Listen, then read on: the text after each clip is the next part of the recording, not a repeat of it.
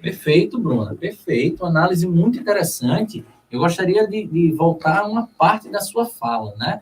Que está voltado à questão da insegurança, à questão essencialmente da violência urbana, e claro, né? Por que não dizermos assim, associando ao Brasil atual, a forma como o crime organizado se transformou quase numa alternativa ao Estado em determinadas regiões do nosso país, né, Bruna?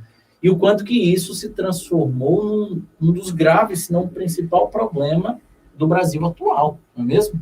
E aí temos o tráfico de drogas, o tráfico de armas, o próprio tráfico de influência, né, sobre as pessoas que estão naquele redor, né, a forma como se vê o Estado.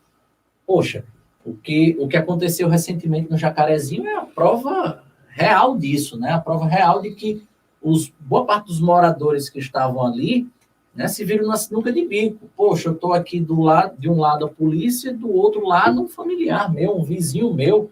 E o que é que está acontecendo? Estão entrando nas casas, estão matando todo mundo, dos dois lados, e não se sabe nem para a quem recorrer, nem como recorrer, nem por quê, né? E aí, gostaria de trazer de volta meu querido Jair para o bate-papo. Jair, até sempre interrompendo, né? Desculpa. Vontade. É interessante isso aí, porque, de um lado, quando a polícia vai agir, é o poder do Estado ali, né? Então, o quê? A população socorre sempre ao Estado. Mas quando o Estado está lá invadindo, né? É muito delicado. É um conflito. Até é um conflito. Para você conceituar, para você entender a situação. É complicado, é polêmico e complexo. E o pior, não só é polêmico, não só é complexo, como é muito raro de se enxergar soluções viáveis, né? Por exemplo, a gente tinha um problema ligado à violência urbana, associado ao quê? Lá na Inglaterra, ao hooliganismo. E o quanto que o hooliganismo foi há um tempo, né? O principal propulsor da violência, não só nos estádios de futebol, como nas principais periferias da Inglaterra. E aí esse hooliganismo teve de ter toda uma aglutinação, tanto do Estado, quanto dos próprios times de futebol, da federação, para que pouco a pouco ele deixasse de ser um problema, de fato, né? Hoje, as torcidas organizadas dos principais países em desenvolvimento, eu posso chamar a atenção dos países latino-americanos, como Brasil e Argentina, que tem muitos problemas associados às torcidas organizadas. Isso tudo foi oriundo de onde? Essencialmente da Inglaterra, da década de 70, década de 80. Então, gente, voltando aqui à ordem, né, à pauta como um todo. Jair, meu querido, a questão da urbanização e do urbanismo nos lembra essencialmente um outro tema importante, um tema que você domina muito, que é a questão das obras públicas. Como é que as obras públicas são planejadas e executadas e qual o impacto disso? Mas outro tema que é polêmico, porque quando a gente vai tratar de obra pública, a gente trata também de reordenamento, também de, como a professora Bruna falou, de fluxo de pessoas, de escoamento, é o ir e vir, né?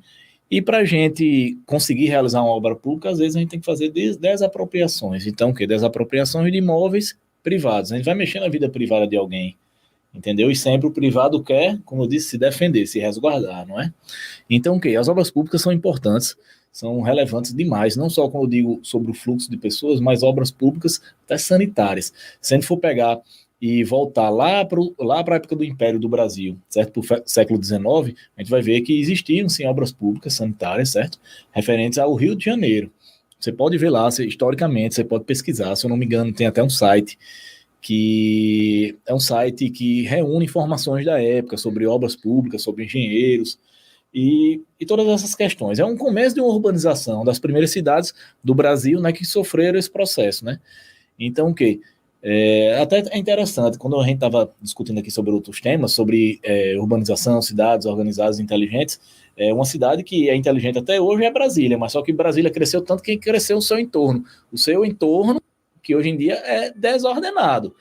Mas a ideia inicial na década de 60 era uma Brasília organizada, era o plano piloto lá, tudo organizado, todos os seus anéis viários, todo o fluxo de pessoas, as quadras, os loteamentos, né? A própria arquitetura que chamava muita atenção. Própria arquitetura, as áreas institucionais, como hospitais, escolas, delegacias, órgãos públicos, certo? Os equipamentos urbanos também, as áreas verdes, tudo lá organizado demais. É interessante também vocês estudarem um pouco sobre a história de Brasília, sobre o arquiteto Lúcio Costa, certo? Um dos idealizadores, que também foi algo completamente diferente e inovador para o Brasil. Trouxe uma nova ideia de urbanização, né? Meio que transformou o Brasil, né? Mas voltando também para o tema de obras públicas, as obras públicas são importantíssimas.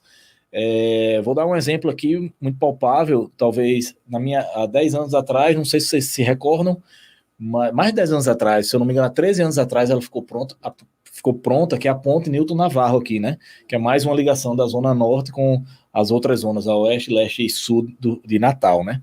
Então, que é uma obra importante demais, que ajudou em todos os sentidos, não só no fluxo de pessoas, mas também no desenvolvimento, certo? Daquela área privada, que também separou um pouco, destinou uma parte da sua área para essa obra pública. Voltando ao início, como o professor Mário Vitor falou, sobre as terras comunais, que a gente fechava, se privava, né? Se privava, é interessante a gente citar que sem o privado, o público não cresce. E sem a estrutura pública, o privado também não se fortalece. Vou dar um exemplo. Se a gente não tivesse uma obra grandiosa como a BR-101, que liga o Rio Grande do Norte ao Rio Grande do Sul, certo? Nada no litoral ia prosperar. A gente não ia ter essa ligação. Ou seria por navio, talvez ferrovia, ou se não, infelizmente, por estradas carroçais. Então, o quê? Essas obras modificaram o Brasil e criaram uma urbanização maior ainda, certo? Litorânea. Se você percebeu, as principais capitais do Brasil ficam no litoral. Existem, sim, grandes capitais lá no norte do Brasil, né? Porém, se você perceber, ficam no litoral. Primeiro, com a chegada, né, dos descobrimentos portugueses. Segundo, a imigração, como a professora Bruna falou. E terceiro, também por esse fluxo criado. Então, o quê? É uma outra importante obra pública, né, que traz diversos benefícios. Olá, sou Bruna Agra. Falei um pouco sobre a questão do urbanismo e a vida urbana. Estou aqui para convidar vocês que assistiram a esse corte a assistir todo o conteúdo que nós trabalhamos junto com o Dr. Jair e o professor Mário Vitor. Se inscreve no canal e não esqueça, todas as quintas-feiras estaremos pontualmente às 19 horas assistindo aos debates que o Redação 360 e Na Reta no Enem vão promover para a gente com muitos temas interdisciplinares para a nossa construção intelectual. Muito obrigada, anotem, não esqueçam os melhores argumentos e escrevam.